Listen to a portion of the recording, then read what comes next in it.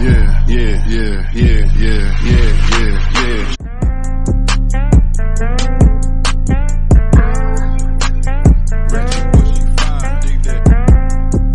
Hey guys, it's Taj here. Welcome to my channel. Like, subscribe, comment, and share. Follow me on all social media, which will be in the description down below. I will put the link to this Zodiac necklace in the description down below. And also with this pineapple necklace, I have a discount for the whole website. I will put this discount and the the link to the website down below. These earrings, I will put the link to the website down below. So we're going to jump right into today's video. And today's video is about how does it feel to have a trainer, or how is it to have a trainer? Okay, before I start, number one, just consider, why do you want a trainer? What's your weight right now? And then what's your goal that you're trying to get to? Are you really ready to sacrifice the foods and the things that you enjoy eating to then be able to get to that goal? Also, I would say it's a financial decision that you have to think about as well. The most I have paid was $320, and that's the most I have paid, and that was for the month. And so you just have to be mentally prepared to know what you're getting yourself into, and that's like 3 times a week or either 2 times a week. It just depends on who your trainer is and how they do things. And also you have to have accountability, because you're a reflection of them, and they will be honest with you. So I would just say having a trainer is cool. I really enjoyed having a trainer. I had 2 different trainers, both were male. I liked both of them, for totally different reasons. So the first trainer I had, I liked him. I liked him like as a friend, and I also liked him like him. And that's because I feel like the lines that we had were very blurred, in my opinion. I'm gonna just talk about for myself. I feel like my lines were blurred with him. I think he flirted with me, and I think it was just because he actually did like me, but I was also still his client. And that was also an easy way, I feel like, to build the rapport between us. And I think that he just couldn't help it, because he really did, think I was attractive. So it was just easy for it to be so genuine. Like, I'm observing this, that, and the third, because oh, you have a new this on, or is this, or you didn't show up this time, because you're paying attention, and plus I was the client. It's not like a doctor and patient rapport. It's not a counselor and patient rapport. Like, the rapport seems like it can be so lenient, because you feel like your job is, I don't know, it's like a photographer and then a client. It seems like those lines can be easily blurred, even though it shouldn't. Even though they have a code of ethics. Sometimes you'd be like, do you have a code of ethics? And it's like, yes, they have a code of ethics, but it's easy. It's not the same as like if you're a social worker and your client is, at a shelter. It's different, because it's just different. It's just different anyways. But you get what I'm trying to say. Hopefully it makes sense of the comparisons I'm trying to make. So I would say, like, with my first trainer, I used to have to tell him everything I ate, like every single day. There was like times where he would always get the things that I need. Like, he would even turn up the treadmill for me and push it down, like the numbers up and down. He would stand there on a treadmill while I was on the treadmill. He would stand there. Like, most of the time I can't talk on the treadmill. I used to be so winded. But every single step, he was there. And I think also the reason why the lines blurred, but he was so nice. I mean, I think it was really great that we had that rapport, because it built the trust. Well, the trust that was there. I mean, the lies that were told, I believe them. Let's say that. So, now I'm not gonna say that all were lies, but what was said I can now see differently. But it's not like he's a bad person or anything like that, but I'm just saying,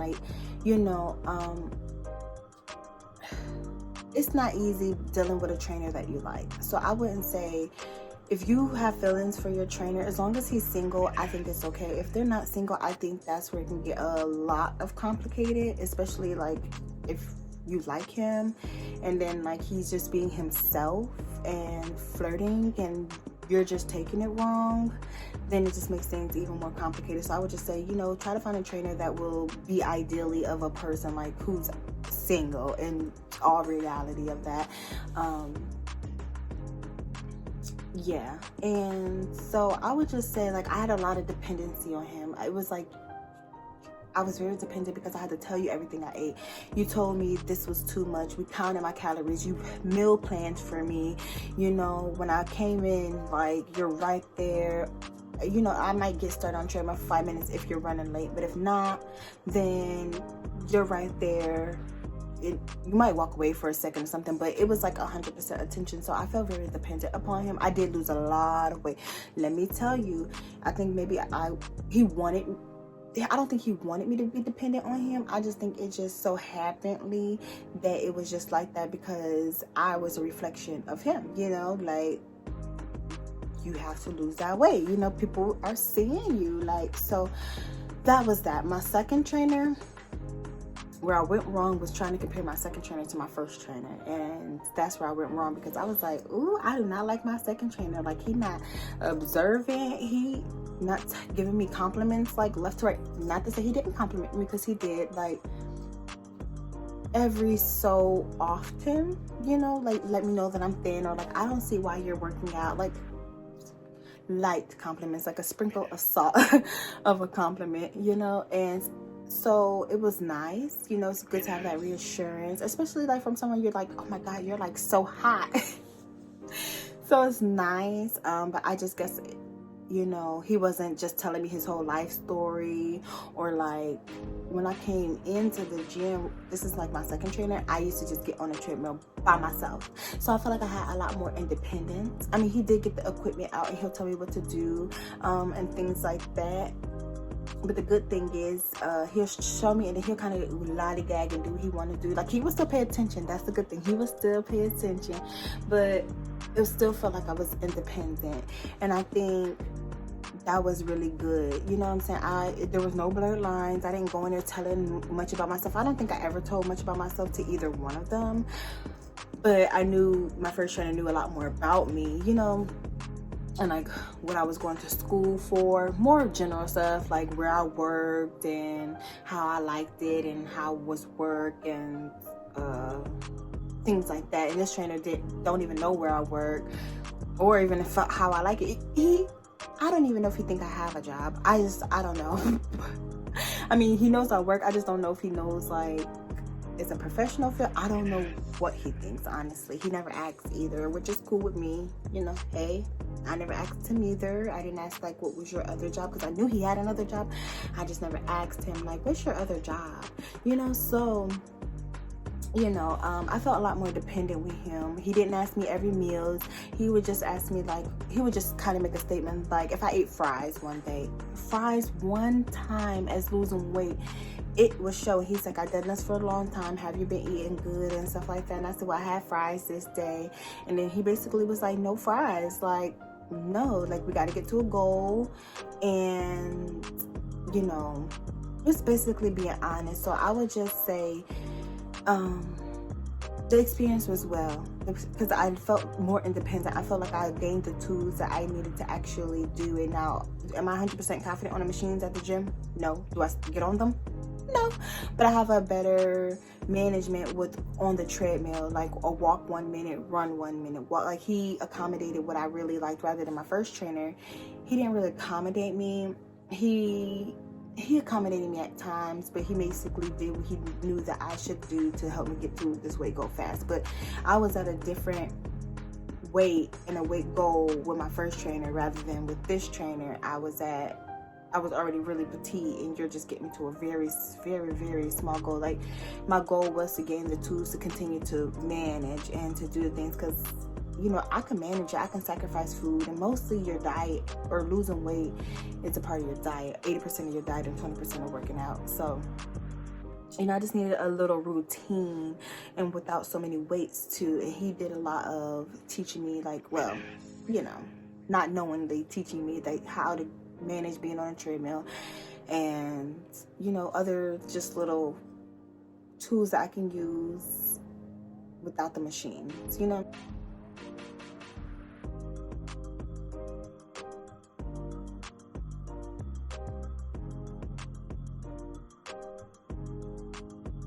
trying to say. So that's just how that was. So overall, my experience has been awesome. I mean, you know, I would just say be cautious about who you train with, and you know, just understand they have a code of ethics they have to abide by. They might think you're beautiful, but they see beautiful women all the time, and that's just that. And I'm not saying some people don't overstep boundaries, because some do. Some just tap on the boundaries and blur the lines. I mean, you know, some people just don't literally overstep them, you know, but you still don't want to be emotionally attached to that person. And if they're allowing you to be emotionally attached, and when you do express how you feel, and it's more of a dismissive or putting it back on you, you have to know that this is not professional at all. So I had my first experience with the trainer was not professional at all. Professional to a certain extent. I really enjoyed myself. I would do it again if anything, you know. But my second trainer really put a good perspective of how a trainer is supposed to be, and it kind of just helped me understand that I wasn't tripping. That's all I can say. I wasn't tripping.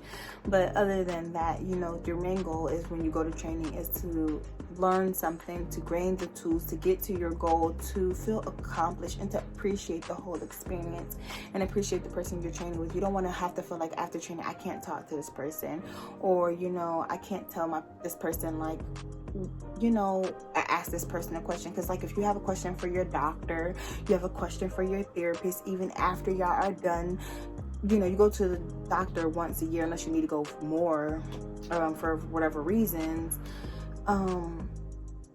You can still in between ask your doctors questions. I mean, you stop therapy, you can still shoot your therapist a question real quick or something like that through email, or, you know what I'm saying? So like I say, same concept, just different situations. So yes, that professional should be a professional, and the lines can be easily blurred because it's just not so much of a hierarchy, it feels like, because you're like, I'm paying you big bank, low key, so it doesn't really feel like a hierarchy when you're training, at least in my opinion ish. So just making sure that you have those boundaries for yourself, and just making sure you understand why you want to train, and, you know, just making sure that you have a healthy balance with learning something, but also being dependent, but also being independent, but also being vulnerable, because you have to admit your truths in that moment, and you feel, you know, you feel sweaty, you know, this person's typically super hot, if you want to say, and so it just has to be a good balance. I mean, my experience, I would say overall, just comparing both of them, I think that's amazing. I think it's an amazing experience. It's a great to actually just have someone in your space while you're working out. Like, I don't work out with a lot of people at all, and I just enjoy having someone push me, you know, and want to see me do different, because sometimes you feel like you just need that push. So that's just my training experience. I hope you enjoy. See you next video.